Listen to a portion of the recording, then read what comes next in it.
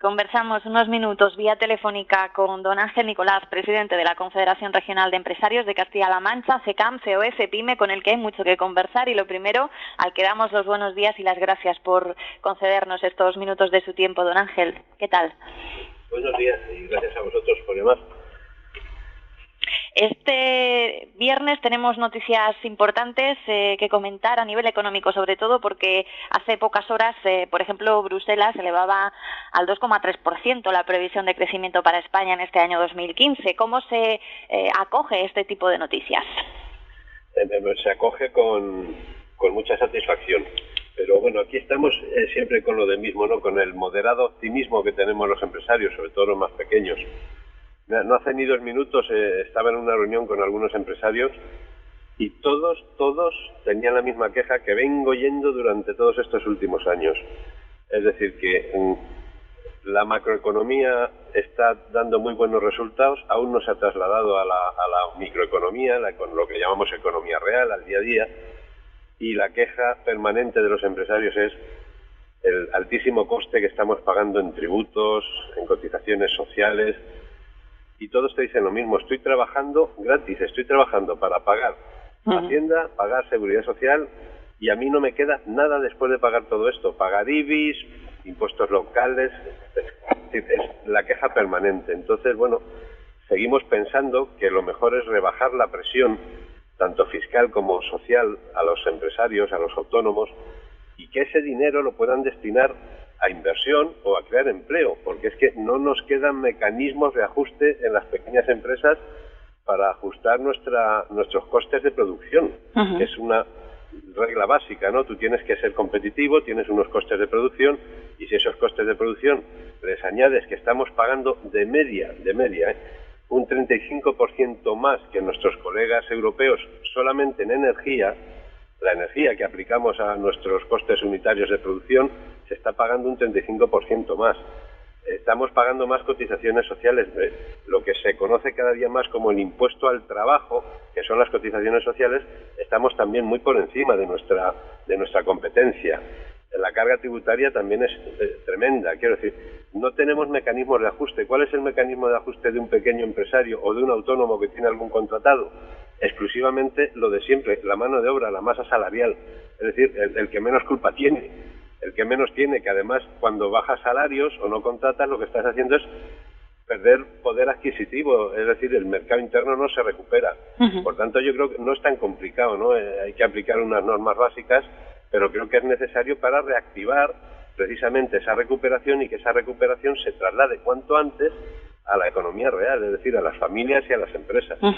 Esto viene también de alguna manera a ligar con lo que quiero comentar ahora. Me parecen datos interesantes que quiero que usted, de primera mano, como experto en todas estas cuestiones, pues me explique, y a todos los que nos estén escuchando. A modo de balance, no solo de 2014, sino de todos estos años complicados, hablamos de cifras como las más de 177.000 empresas que la crisis económica se ha llevado por delante en España desde 2008, la mayoría pymes, mientras que las grandes pues han demostrado una capacidad de supervivencia bastante solvente. Por ejemplo, las cifras demuestran que las empresas de entre 3 y 5 trabajadores han caído un 13,7%, las de entre 6 y 9 un 17,8%, las de entre 10 y 25 un 21%, pero en contrapartida las de más de 5.000 trabajadores han aumentado su número entre 2007 y 2011. ¿Qué circunstancias se esconden detrás de todo esto? Bueno, pues básicamente que una gran empresa puede ajustarse, y una pequeña empresa, su ajuste es desaparecer. Los datos que nosotros manejamos en COE es que las empresas pequeñas, en total, las que han desaparecido, incluimos autónomos, superan las 300.000. Aquí se han dado varias circunstancias. Una, cuando han surgido problemas. Por ejemplo, otros países tienen la ley de segunda oportunidad, tienen la dación en pago de manera sistemática para hacer frente a las ejecuciones hipotecarias. Pues claro, esto afectaba a las pequeñas empresas que tenían endeudamiento financiero con entidades bancarias, han ejecutado hipotecariamente sus bienes y ni siquiera ha habido una dación en pago de ello, con lo cual siguen reclamando al empresario la deuda que queda pendiente porque los valores de esa tasación de ese bien que han hipotecado y que luego ejecutan no cubre la totalidad de la deuda. Pero bueno, eso es una cuestión de precios del mercado. Básicamente es que las empresas grandes se pueden ajustar porque tienen muchos mecanismos de ajuste. Pero las empresas pequeñas, ante una crisis y una recesión del tamaño que hemos padecido, no tienen posibilidad de ajustarse. La única manera de ajustarse es despedir gente y desaparecer. Y ese es el hándicap que tenemos las pequeñas empresas. Siempre estamos mucho más débiles por todo esto, porque no tenemos posibilidad de ajustar nuestra masa. Es decir, un pequeño empresario que tiene que despedir por necesidad pura y dura de supervivencia a 4 de sus trabajadores, por ejemplo, que tienen una antigüedad notable, tiene que liquidar su empresa para poder pagar esos despidos, que no es el problema que tienen las grandes empresas. Ellos pueden ajustarse mejor. De esta manera, el ajuste que se hace dentro de una pequeña empresa es primero despido, con lo cual ya estás mandando gente al paro e incrementando las ayudas sociales, etc., y más gasto público, y además es la única manera que tiene de ajustarse. Con lo cual, bueno, estamos en una desventaja tremenda. Hay que empezar a pensar que España, que es un país como la media europea, donde un 98% de sus empresas son pequeñas, hay que empezar a legislar pensando en estas pequeñas empresas, pensando que puede haber momentos duros y tienen que tener herramientas de ajuste para poder ajustarse a la realidad diaria. Y lo que se ha hecho, se han dado pasos, no se puede negar, se han hecho cosas, pero es insuficiente, hay que hacer más. A modo de curiosidad, ¿qué le parece la actitud que acaba de tomar el Banco Central Europeo con Grecia en cuanto a la financiación a sus bancos? Bueno, pues a modo de curiosidad, es lo que hay que hacer, porque es lo que dice la norma y la ley que hay que hacer, pero vamos a ver, aquí estamos hablando no solo ya de la deuda del principal, sino de intereses sobre intereses sobre intereses. Y de eso sabemos mucho los pequeños empresarios cuando no puedes pagar a tiempo tus recibos o del banco o de la Seguridad Social, que te encargan intereses, pero luego cuando hacen otra liquidación vuelven a aplicarle más intereses. Entonces hay que hablar del principal de la deuda, y sobre el principal de la deuda empezar a analizar muy bien cuál es el capítulo de intereses, que a lo mejor supera el principal de la deuda. Entonces, bueno, no sé, yo creo que en estas circunstancias, no es que yo me posicione, ya no voy a hablar de Grecia, voy a hablar de un pequeño empresario. Hay que darle facilidades para que salga. Y esas facilidades implican que si mañana no te paga lo que te debe, le vas a embargar, le has capado la posibilidad de seguir adelante y produciendo. Por lo tanto, dale un mecanismo suficientemente laxo para que él pueda hacer frente a sus pagos y seguir con su actividad. Eso son ganas de arreglar las cosas, lo demás son ganas de estropearlo. Es decir, no puedes llegar por las bravas y decir, o me pagas o te vas, porque es que es lo que ha ocurrido, ¿no? O me pagas o te vas. Y así pasa que más de 300.000 empresas, según nuestros datos, han desaparecido del mapa en España. Y eso es mucho empleo. ¿Qué valoración hace precisamente de los datos de empleo que conocíamos hace 2 o 3 jornadas sobre el pasado mes de enero? Vamos, hablar de datos de paro cuando estamos superando el 25%, todo lo que digamos se nos vuelve en contra seguro. Pero hay un dato y un hecho que no podemos pasar por alto. Y es que por primera vez desde el año 2007 se está produciendo datos positivos en el desempleo. Se produce menos desempleo que el que se producía, con lo cual esto viene a indicar que estamos en la recuperación.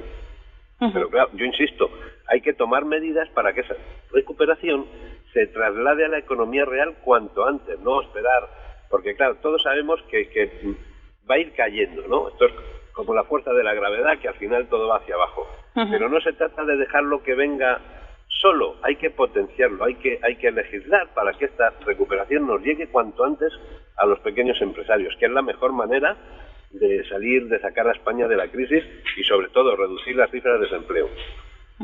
En estos últimos días ha sido bastante criticada, por ejemplo, desde comisiones obreras a nivel regional, la postura de CECAM, COE, PYME sobre la moderación salarial de cara a este año. ¿Qué razonamiento le lleva a esta propuesta cuando enfrente precisamente se está pidiendo lo contrario, que se dignifiquen los salarios, que se incremente la posibilidad de consumo entre los trabajadores, la actividad empresarial y por ende el empleo? ¿Cómo se explica esto? Se explica muy fácil, lo he dicho antes, ¿no? ¿Qué mecanismos tiene un pequeño empresario para ajustar sus costes de producción y seguir siendo competitivo y poder seguir vendiendo su producto o su servicio? Es que, vamos a ver, la tributación nos viene dada, no se puede ni discutir, es lo que hay. Y la tributación estoy incluyendo ahora mismo pues impuestos locales, autonómicos y estatales. Los costes sociales son los que son y no se pueden discutir, nos vienen dados. Los costes energéticos son los que son, no podemos discutir y nos vienen dados. Nos quedan básicamente dos botones que tocar para poder ajustar nuestros costes. Uno, son nuestros proveedores, que son empresarios como nosotros, con las mismas dificultades, con lo cual tampoco pueden más, y te queda solo un palo para tocar, que es tu masa salarial, ajustarla. ¿Cómo? ¿Con menos gente o con menos importe? Y desgraciadamente, y digo desgraciadamente, no podemos hacer otra cosa. Es curioso que algunos se empeñen en criticar permanentemente a los empresarios, sobre todo a los pequeños, porque yo no oigo que se critique a los grandes, nos critican siempre a los mismos.